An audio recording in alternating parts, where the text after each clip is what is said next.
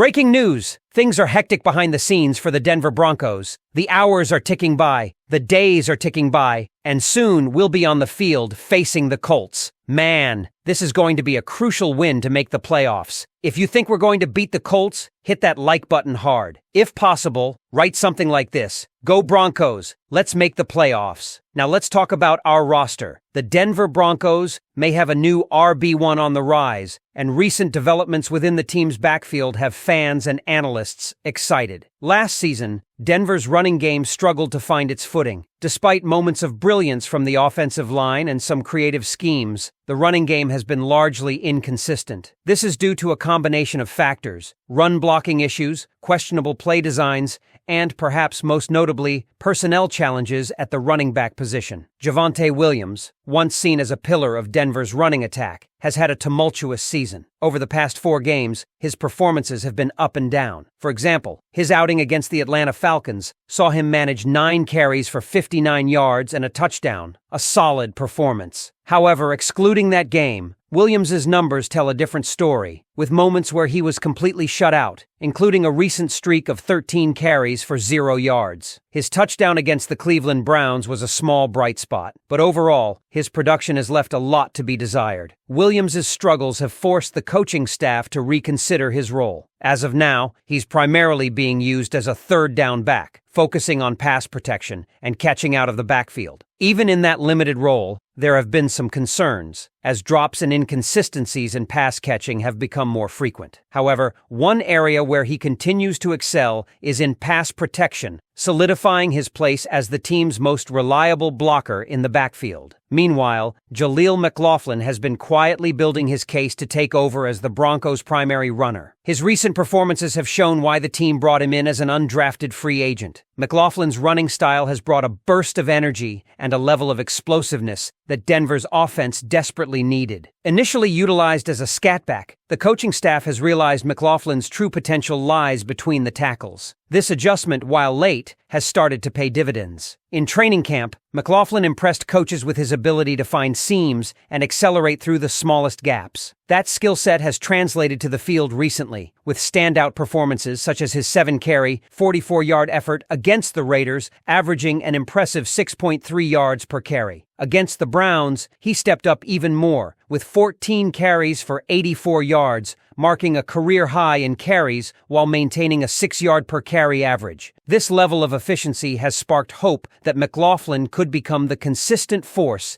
Denver needs in its ground game. Adding another layer to the story is Marvin Mims, who has started taking over McLaughlin's former role as a scatback. This shift has allowed McLaughlin to focus more on running between the tackles, where he has thrived. Even Javonte Williams has begun taking some of the snaps McLaughlin once occupied, creating a dynamic but evolving backfield situation.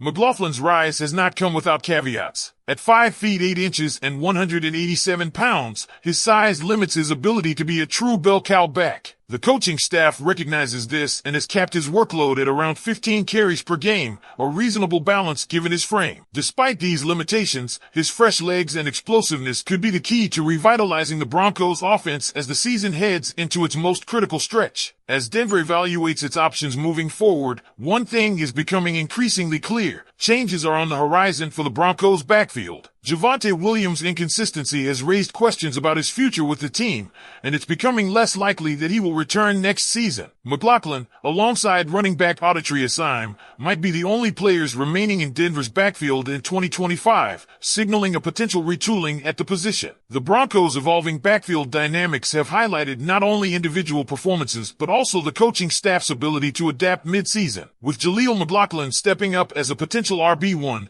the team seems to be discovering what works best for their run game. However, this shift raises a pressing question: why wasn't McLaughlin's role as a primary runner recognized earlier? Observers noted his abilities during training camp, where he earned a roster spot by consistently showing he could excel running between the tackles. The hesitation to maximize his potential earlier in the season remains a point of frustration for fans, but as the saying goes, better late than never. One of the more intriguing aspects of McLaughlin's emergence has been the strategic reallocation of roles. By transitioning Marvin Mims into a scatback position and adjusting Javonte Williams' responsibilities, the Broncos are crafting a more flexible and versatile backfield. These changes not only optimize each player's strengths, but also keep defenses guessing. For a team that struggled with predictability earlier in the year, this newfound variety could prove to be a game changer. Despite McLaughlin's recent success, the Broncos are treading carefully with his workload. The coaching staff is mindful of his smaller frame, which makes him less suited for the punishment of 20-plus carries per game. Instead, they aim to push his limits to around 15 carries, a manageable figure that allows him to remain effective without risking burnout or injury. This strategic management could prove crucial as the team gears up for a potential playoff push. Another element to watch is the involvement of other backs like Audrey Assime, who has been rotated in sporadically. While Assime has shown flashes, he hasn't matched McLaughlin's level of production or explosiveness. Additionally, Tyler Batty's status remains a mystery. With no updates on his return, it seems increasingly unlikely that he will play a role in the Broncos' plans this season. This lack of depth further emphasizes McLaughlin's importance to the team as they navigate the remainder of the schedule. Javonte Williams, meanwhile, continues to be an enigma. There's a pattern to his performances. After a few underwhelming outings, he typically delivers a standout game, reigniting hope that he can regain his form. Yet, these flashes have been fleeting, often followed by another drop in production. The inconsistency has made it difficult for the coaching staff to rely on him as a foundational piece,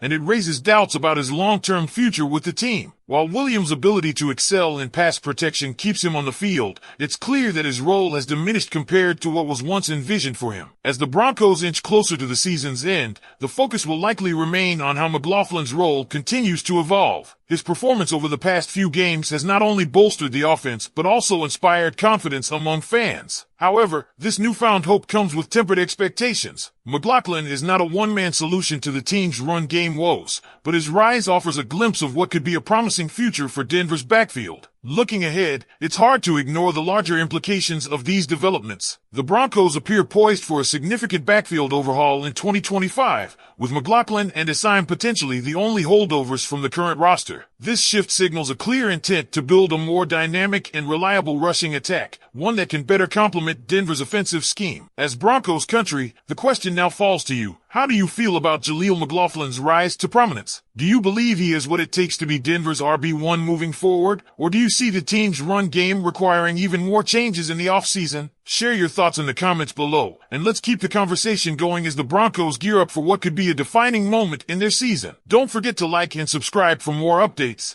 and as always, thank you for being part of the discussion. Let's ride! The Denver Broncos have reignited hope for a playoff push, sparking excitement among fans as the regular season winds down. After a sluggish start, the team has found its rhythm, showcasing improved performances on both sides of the ball. Key players, like Russell Wilson and Jaleel McLaughlin, are stepping up at the right time, while the defense has tightened up, creating opportunities to turn close games into victories. The AFC playoff race is tight, but the Broncos are well within striking distance. Their recent winning streak has them climbing the standings, and with a favorable schedule ahead, the path to a wild card spot feels increasingly realistic. The team's ability to stay consistent, avoid critical mistakes, and capitalize on their opponent's weaknesses will determine whether they can keep the momentum alive. Broncos country, do you believe in this team's playoff chances? Can they overcome early struggles and make a statement in the postseason? Let us know your thoughts as the excitement builds.